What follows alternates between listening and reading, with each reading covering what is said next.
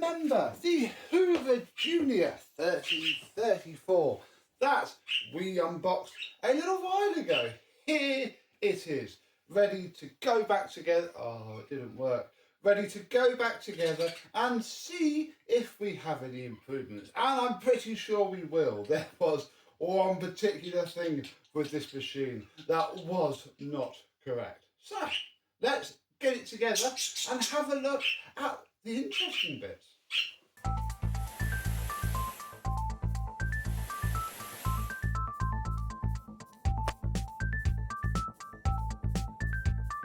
Yes, hello, my vacuum cleaner and Hoover chums. How are you today? Yeah, this is what a fully blown apart Hoover Junior looks like. We have seen it before, and we need to start actually by gluing some things together. We need to put the firewall back into this machine. There we go, look. And then we need to pop the air path on. Yeah, but of course I don't do it like that.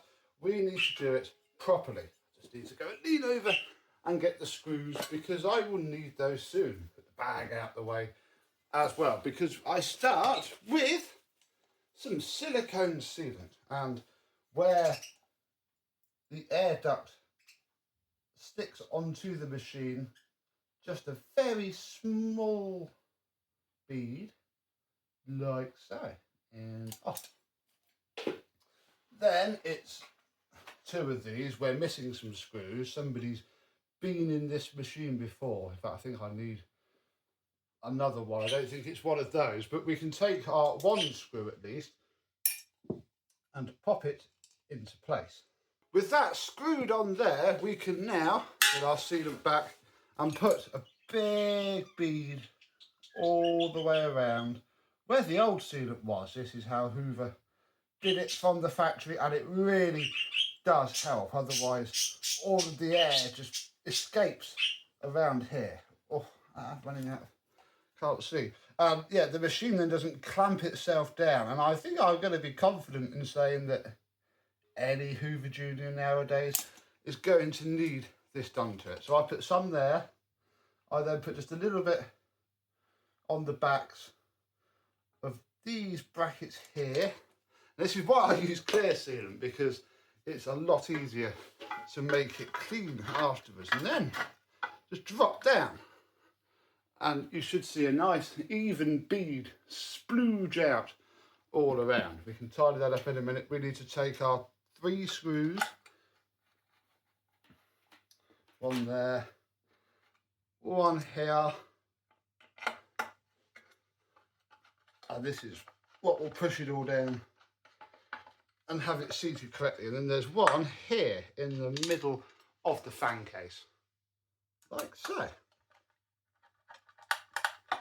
With all that screwed up, which I'll do in a second, you can then take the time to, you know, go round and just tidy up the little bits of silicone and fill in any voids, and yeah, make quite a nice job of it. This is now going to sit here just for a few minutes and cure. It doesn't really need to cure, but I'm going to give it a little while just to go off, find its place. We're going to look at the motor. Right, so here is the fan case end of the bearing, and I have its little felt washers out. I'm trying to just prise up that little lower bearing cover just a little bit in one position, just enough for me to get my grease syringe, and then this bearing can take its much needed medicine. Oh, Hoover's charged mode. Excellent. There we go. Then rotate it a little bit. This is the wrong thing, but eventually we'll get this nice and greased up. Then, because this one is being quite stubborn, I've got a 10mm drill bit in my drill, which is just enough to sit on the top of the bearing, and if I push down hard enough, I can spin the inner without destroying it all. Get it spinning nice and freely, like so, and then hopefully when we slip it onto our armature, the inner bit, well, shouldn't turn if I turn the outer, and should turn if I turn the inner. But blimey, that was a seized up bearing. It wasn't doing that before. So I can put this back on, and then we can start to build up our armature. And I'll come back when we get on to the second problem, the biggest one that this machine really had. Okay, so we have our front bearing, which should now be spinning better than it's ever span in its life. We have our spacer bush there, which is probably going to be fighting the foam pad now, the felt pad where I popped it back. Then there were 2 spacer washers, the big red fibre washer, then our fan, then our belt spindle. And you put all that together out of the machine, and then you can hold it all in your hand while you just spin it up nicely. And when the belt spindle touches the fan, you can turn the whole thing and clamp it down nicely. There is our bearing still spinning in the middle of it all. Long may it continue. Yeah, it's a very healthy armature. In fact, I should probably clean that a little bit more before we fully fit it in. But what we need is a rear bearing. And this machine did come with one. It's this homemade Bakelite fibre rear bearing for this Hoover Junior. Yeah, this is what was making that awful screaming sound. Well, it didn't really feel it now, but yeah, that is what was stuck. I'll just pull the other bit. Oh, yeah, maybe. It's actually got a ball bearing in it. I haven't had this apart before. This is news to me. This is very strange. Is it homemade or is it actually? Because it's got the little flat on it as well. There's a flat on one edge, which does correspond with the flat that the machine should have. So, okay, that is a bit more interesting then. That must be some ancient type of pattern replacement rear bearing, or somebody's gone to a lot of effort to make it. However, we're not going to go to a lot of effort. We're going to turn my box over, open it back up, and take out from the pile of many rear Hoover Junior motor bearings. Oh, another bearing, proper one. Look, there's the flat that it should have. So it's, I don't know really, I'm almost impressed with it. What I won't be very impressed with is if that has chewed up this. Oh, good, it almost has, to the point that this doesn't go on. It has a little bit. It's probably not to pick up on camera, but there are lots of scratch marks on there. So we're gonna, shouldn't really grease a sleeved bearing like this, but I'm hoping that just a little fill with grease is gonna just help it like grind itself down and make itself happy. I don't know. It'll be fine, or it'll just help it not make screaming noises. And then hopefully I can drop. Oh, now this is gonna be the next question, isn't it? Oh no, I just put it wrong. Ooh. There we go. Nothing's clamped down, so yeah, it's gonna be making weird noises for now. No. That's rubbing on the fan case. I think it needs just one more. It only had the 2, but again, now that this is in properly, it probably is going to need just one more little metal packing washer. And then I can put the whole motor back together. And once you have your coil screws, which even if you remove the suppressor, you must put these 2 screws back in, and then the rear bearing clamp and the front bearing clamp spins nice and smooth. It should sort itself out a treat when it's going.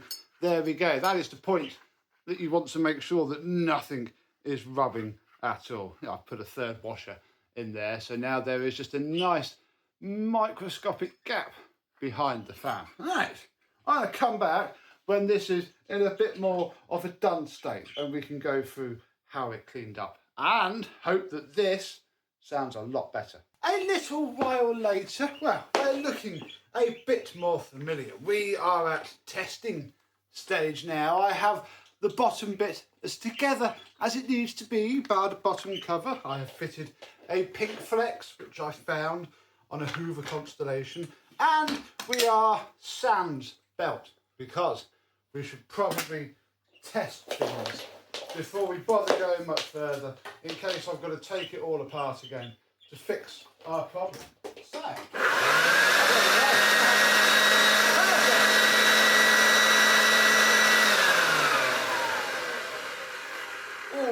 doesn't that sound nice, especially compared to how it sounded before? Right, let's try it with the belt.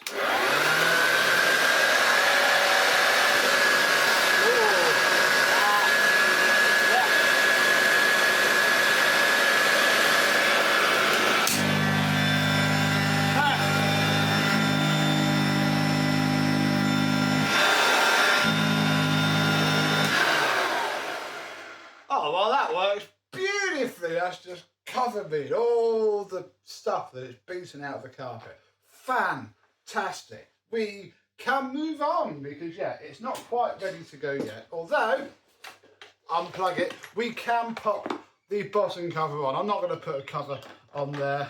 It's not going to get used enough for that. I don't think it's quite worth it. You can't buy the pads anyway, so we would have to improvise like it was before. Then when this cover's on, we can start to think about getting the bag back together. On to the bag now, and here is our bag flange, looking quite ugly and nasty and not very good. I happen to have several brand new ones from the Barton's haul. Here they are, and I figured we may as well start to use it because can't sit there looking pretty all the time. And yeah, it's the perfect shade of, I don't know really, it's a creamy white, and yeah, it's lovely. It's not all dinged up and horrible. We can take our cleaned up inner seal. This is, if your Hoover Junior's, you know, dusty all around its back end, this is what you need to pop apart and clean, and that sits inside of there. And then this little metal clip goes around the inside and almost snaps itself back into place, which then springs out on the whole seal, one way or the other. I think I might actually have that the wrong way around, but eventually it will look like this, all nicely tucked around, the two ends pretty much meeting in the middle, and that will, yeah, just keep it nice and tight to the machine, like so. Oh yes, very good indeed. So that is that part. Next, well, the original bellows have a hole in them, so sadly they're not fit to use, and I'm not entirely sure either of these are correct either. I think this one probably might be. This needs to go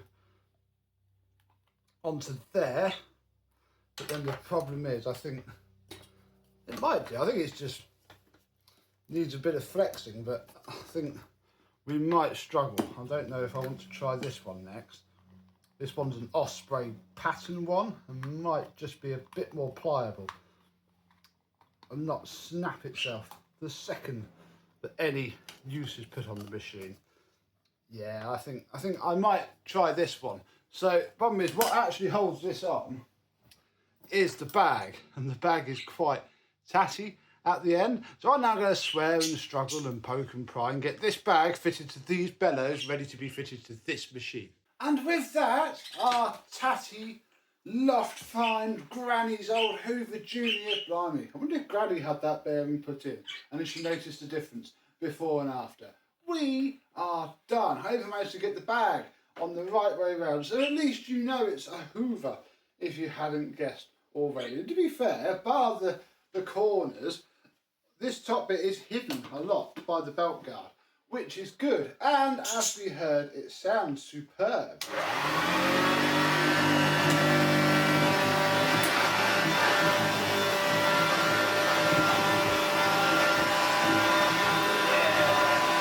That's sticking itself down to the floor. That sounds superb.